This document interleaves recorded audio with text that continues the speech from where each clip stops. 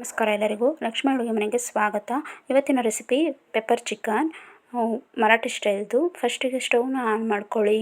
Next ಒಂದು ಪಾನ್ನ ಇಡಿ. PAN ಇಟ್ಟ ನಂತರ 1 ಟೇಬಲ್ ಸ್ಪೂನ್ ಮೆಣಸು, 1 ಟೇಬಲ್ ಸ್ಪೂನ್ ಜೀರಿಗೆ, ಒಂದು 4 ಜೀರಿಗೆನ ಹಾಕಿ, ಒಂದು 4 ಪೀಸಷ್ಟು ಚಕ್ಕೆನ ಹಾಕಿ, ನೆಕ್ಸ್ಟು 4 ಲವಂಗ ಹಾಕಿಬಿಟ್ಟು ಮೀಡಿಯಮ್ ಫ್ಲೇಮಲ್ಲಿ ಹುರಿಯಿರಿ.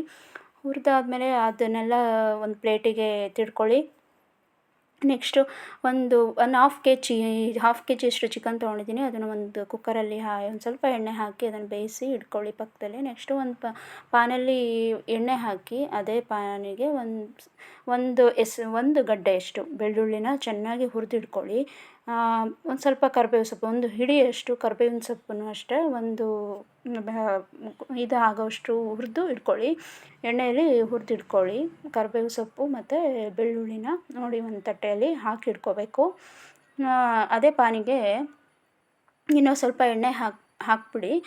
ನೋಡಿ ಈ ಥರ ಹಾಕಿ 1-2 ಟೇಬಲ್ ಸ್ಪೂನ್ ಎಣ್ಣೆ ಹಾಕಿಬಿಟ್ಟು ಸಣ್ಣದಾಗಿ ಹೆಚ್ಚಿಟ್ಕೊಂಡಿರೋದು, ಫುಲ್ಲು ಸಣ್ಣದಾಗಿ ಹೆಚ್ಚಿಟ್ಕೊಂಡಿರೋ ಅಂಥ ಬೆಳ್ಳುಳ್ಳಿನ ಮತ್ತು ಶುಂಠಿನ ಹುರ್ಕೋಬೇಕು. ಹುರಿದಾದ ನೆಕ್ಸ್ಟು ಹಸಿಮೆಣ್ಸಿನ್ಕಾಯಿ ಮತ್ತು ಈರುಳ್ಳಿನ ಹಾಕಬೇಕು. ಹಾಕ್ಬಿಟ್ಟು ಒಂದು ಮೀಡಿಯಮ್ ಫ್ಲೇಮಲ್ಲಿ ಚೆನ್ನಾಗಿ ಹುರಿಯಿರಿ. ಒಂದು ಸ್ವಲ್ಪ ಗೋಲ್ಡನ್ ಬ್ರೌನ್ ಕಲರ್ ಆಗೋವರೆಗೂ ಈರುಳ್ಳಿನ ಹುರಿಯಿರಿ. ನೆಕ್ಸ್ಟು ಶುಂಠಿ ಬೆಳ್ಳುಳ್ಳಿ ಪೇಸ್ಟು 1 ಸ್ಪೂನ್ ಆಗೋಷ್ಟು ಹಾಕಿ, ಶುಂಠಿ ಬೆಳ್ಳುಳ್ಳಿನ ಸಣ್ಣದಾಗಿ ಹೆಚ್ಚು ಹಾಕಬೇಕು ಮತ್ತು ಟೇಸ್ಟಿಗೋಸ್ಕರ ಒಂದು ಶುಂಠಿ ಬೆಳ್ಳುಳ್ಳಿ ಪೇಸ್ಟು 1 ಸ್ಪೂನು ಹಾಕಬೇಕು.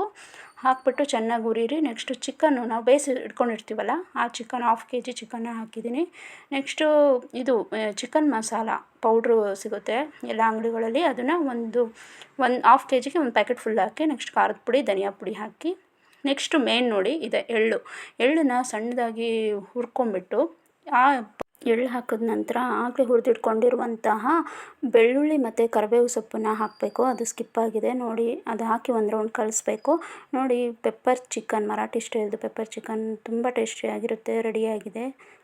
ಸರಿ ಮಾಡಿ ನೋಡಿ. Thank you.